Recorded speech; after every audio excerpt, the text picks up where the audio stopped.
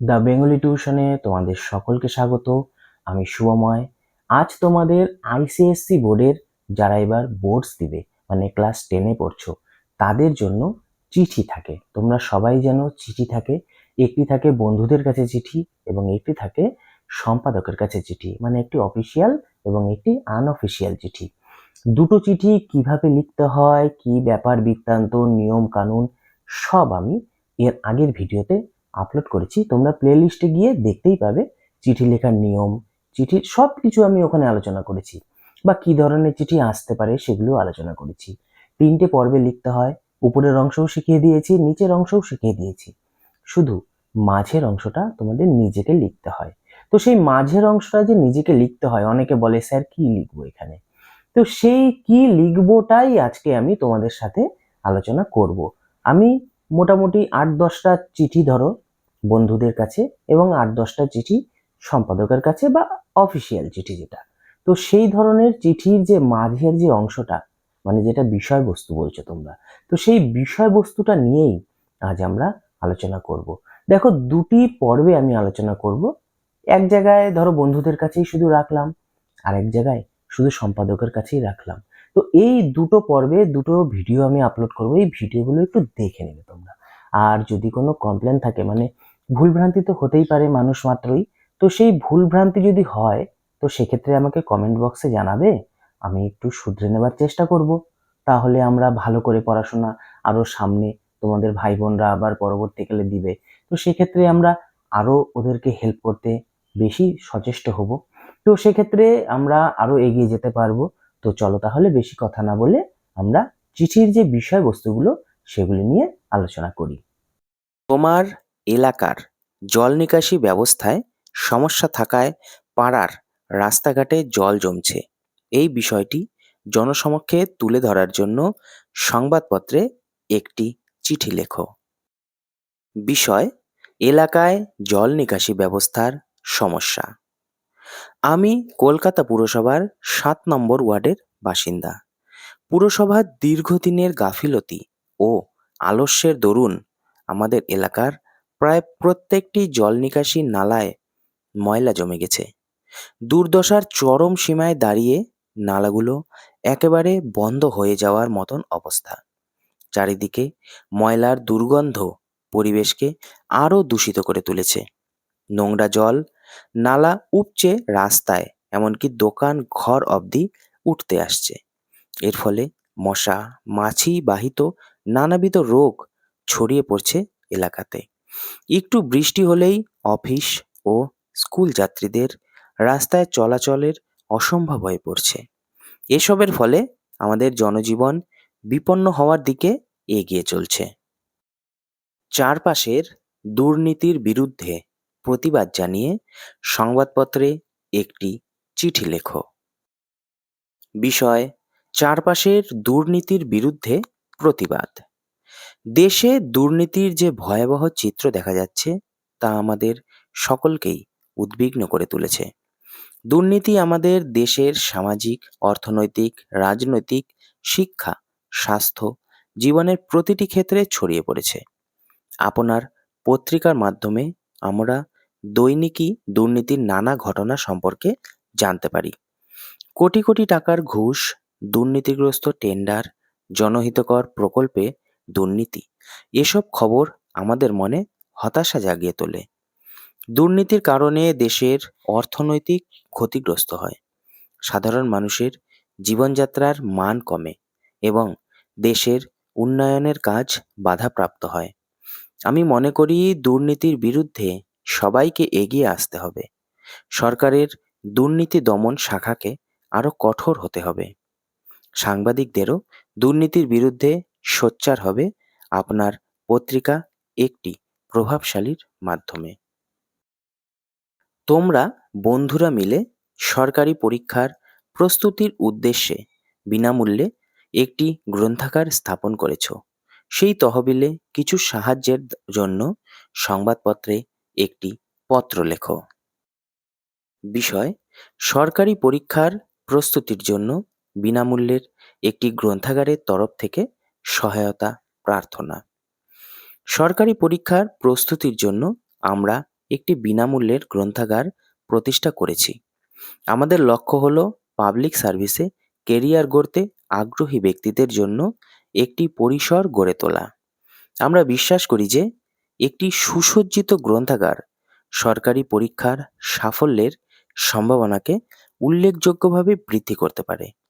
অধ্যয়ন সামগ্রী, রেফারেন্স বই ইত্যাদির মাধ্যমে আমরা সমস্ত ধরনের ব্যক্তিদের তাদের একাডেমিক লক্ষ্য অর্জনের জন্য সম্পূর্ণরূপে সাহায্য করতে চাই।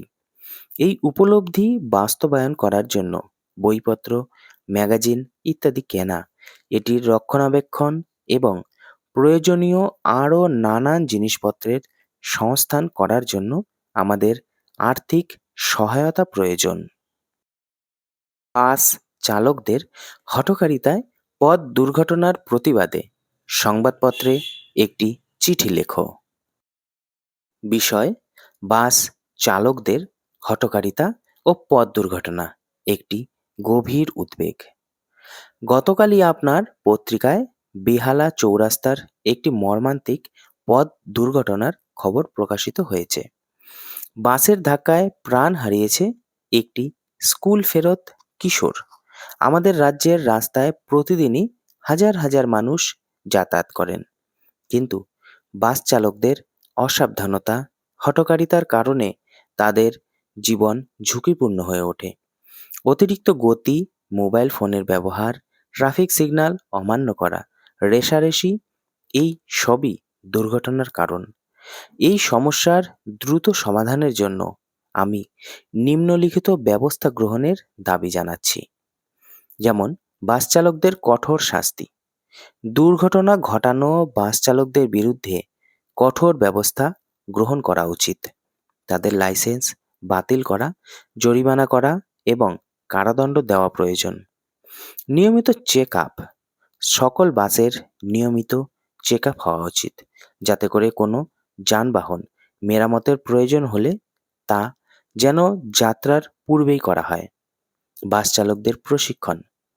বাস চালকদের যাত্রী পরিবহনের জন্য প্রয়োজনীয় সকল ধরনের প্রশিক্ষণ দেওয়া উচিত, যাতে তারা যাত্রীদের নিরাপত্তা নিশ্চিত করতে পারে।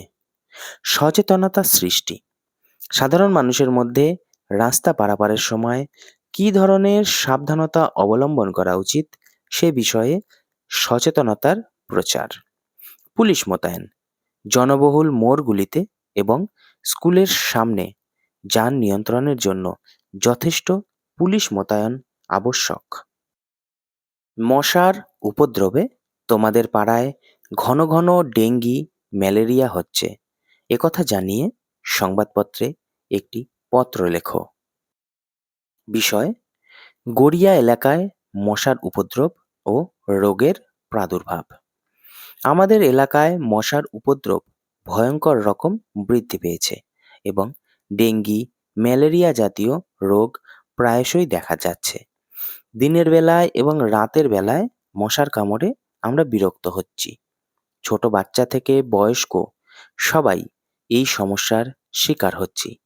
এই পরিস্থিতি এতটাই খারাপ যে আমরা ঘরের ভেতরেও নিশ্চিন্তে থাকতে পারছি না।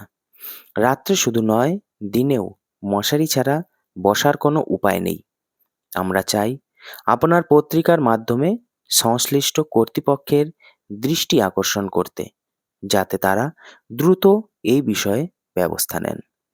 মশা নিধন কর্মসূচি আরও জোরদার করা, পরিষ্কার পরিচ্ছন্নতা বজায় রাখা, খানাখন্দ বোঝানো এবং জনসচেতনতা সৃষ্টি করার মাধ্যমে এই সমস্যার সমাধান করা সম্ভব।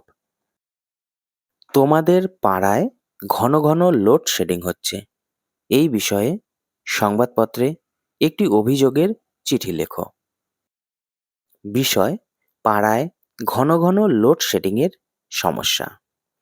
আমাদের পাড়ায় ঘন ঘন লোডশেডিংয়ের সমস্যা নিয়ে কলকাতা ইলেকট্রিক সাপ্লাই কোম্পানির দৃষ্টি আকর্ষণ করতে আমরা গড়িয়া স্টেশন এলাকার বাসিন্দা এবং প্রায় প্রতিদিন কয়েক ঘন্টা করে বিদ্যুৎ বিচ্ছিন্নতার সমস্যায় ভুগছি। প্রতিদিন সন্ধ্যা 6টা থেকে রাত 10টার মধ্যে প্রায় 8 থেকে 10 বার বিদ্যুৎ চলে যায়। এর ফলে দৈনন্দিন জীবনযাত্রা বিঘ্নিত হয়। ছাত্রছাত্রীদের পড়াশোনা করতে ব্যাঘাত ঘটে। বয়স্ক ও অসুস্থ মানুষেরা অস্বস্তিতে ভোগেন। ব্যবসা বাণিজ্যও এই একই কারণে যথেষ্ট ক্ষতির মুখোমুখি হচ্ছে। রাস্তায় দুর্ঘটনা ও অসামাজিক কার্যকলাপ বৃদ্ধি পাচ্ছে। এই সমস্যার দ্রুত সমাধানের জন্য আমরা আপনার পত্রিকার মাধ্যমে কলকাতা ইলেকট্রিক সাপ্লাই কোম্পানির দৃষ্টি আকর্ষণ করছি। আমরা দৃষ্টি আকর্ষণ করছি কলকাতা পুলিশেরও, কারণ এই লোডশেডিংয়ের অন্যতম কারণ বেআইনি ও অবৈধ বিদ্যুৎ সংযোগ। পুলিশ বিভাগের হস্তক্ষেপ ছাড়া এর সমাধান সম্ভব নয়। তোমার পাড়ায় দুটি সুপ্রাচীন বাড়ি ভেঙে ফেলে বহুতল ফ্ল্যাট নির্মিত হচ্ছে, এটা জানিয়ে সংবাদপত্রে একটি চিঠি লেখো। বিষয়: প্রাচীন বাড়ি ভেঙে ফেলা এবং নতুন বহুতল বাড়ি নির্মাণ। আমি আজ আপনার মাধ্যমে আমাদের পাড়ার একটি গুরুত্বপূর্ণ বিষয় তুলে ধরতে চাই। আমাদের প্রিয় পাড়ায় দুটি সুপ্রাচীন বাড়ি ভেঙে ফেলে বহুতল ফ্ল্যাট নির্মাণের কাজ শুরু হয়েছে। এই ঘটনা আমাদের মধ্যে গভীর উদ্বেগ সৃষ্টি করেছে। এই বাড়ি দুটি শুধুমাত্র অতীতের সাক্ষী, আমাদের সংস্কৃতির একটি অংশ। এই বাড়িগুলোর সাথে আমাদের অনেক স্মৃতি জড়িয়ে আছে। এই বাড়ি দুটিতে একসময় অনুশীলন সমিতির একটি শাখা ছিল।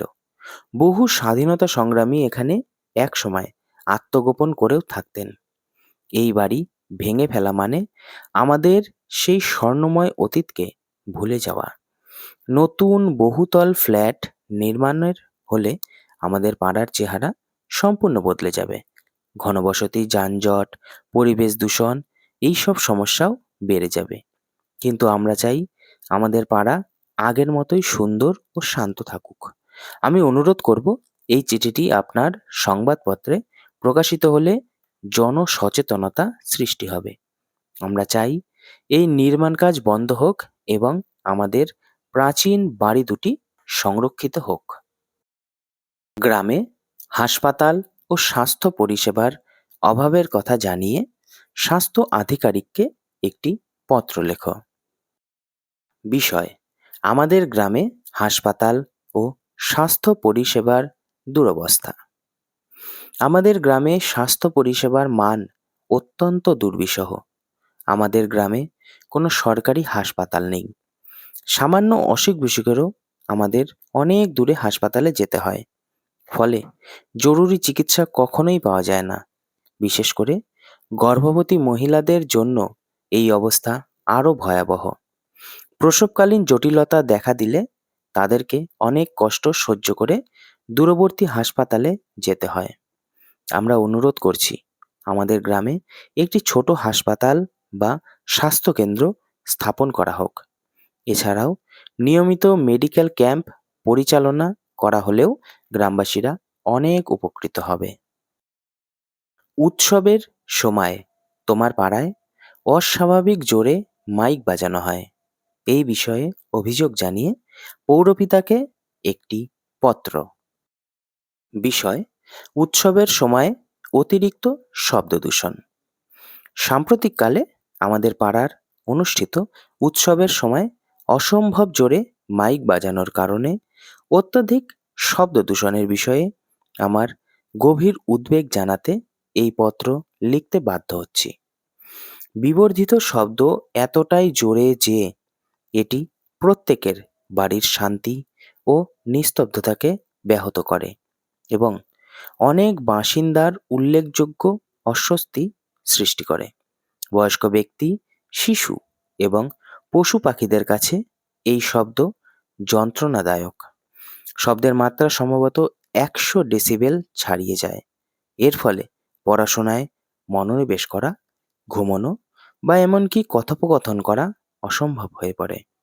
এই ধরনের শব্দ দূষণ মানসিক চাপ, উদ্বেগ এবং শ্রবণ সমস্যা সহ নানান নেতিবাচক প্রভাব স্বাস্থ্যের ওপর ফেলতে পারে। পাড়ার একমাত্র জরুরি রাস্তাটি সারা বছর যাতায়াতের অযোগ্য হয়ে পড়ে থাকে। এই বিষয়ে সংবাদপত্রে একটি চিঠি লেখো। বিষয়: পাড়ার জরুরি রাস্তার দুর্দশা। আমাদের পাড়ার একমাত্র জরুরি রাস্তাটি সারা বছর ধরে যাতায়াতের অনুপযোগী হয়ে পড়ে আছে। এই রাস্তাটি হচ্ছে আমাদের এলাকার একমাত্র যোগাযোগের মাধ্যম। স্কুল, হাসপাতাল, বাজার যেতে হলে এই রাস্তাটি ব্যবহার করতে হয়। কিন্তু রাস্তার এতটাই খারাপ অবস্থা যে বর্ষার মৌসুমে তা পুরোপুরি জলে ডুবে যায় এবং শুষ্ক মৌসুমে ধুলাবালির কারণে শ্বাস নিতেও কষ্ট হয়। এই রাস্তার দুর্দশার কারণে আমরা অনেক সময় সমস্যার সম্মুখীন হচ্ছি। ছোট বাচ্চারা স্কুলে যেতে গিয়ে পড়ে যাওয়ার ঝুঁকিতে থাকে। বয়স্ক মানুষদের চলাচল করা কষ্টকর হয়ে পড়েছে। অ্যাম্বুলেন্স সহ অন্যান্য জরুরি সেবাও এই রাস্তা দিয়ে আসতে পারে না। আমি অনেকবার স্থানীয় কর্তৃপক্ষের কাছে এই সমস্যা সমাধানের জন্য আবেদন করেছি, কিন্তু এখনো পর্যন্ত কোনো কার্যকর ব্যবস্থা গ্রহণ করা হয়নি। আমি আশা করি আপনার মাধ্যমে আমাদের এই সমস্যার প্রতি সকলের দৃষ্টি আকর্ষণ করা হবে এবং দ্রুত এ সমস্যার সমাধান করা হবে।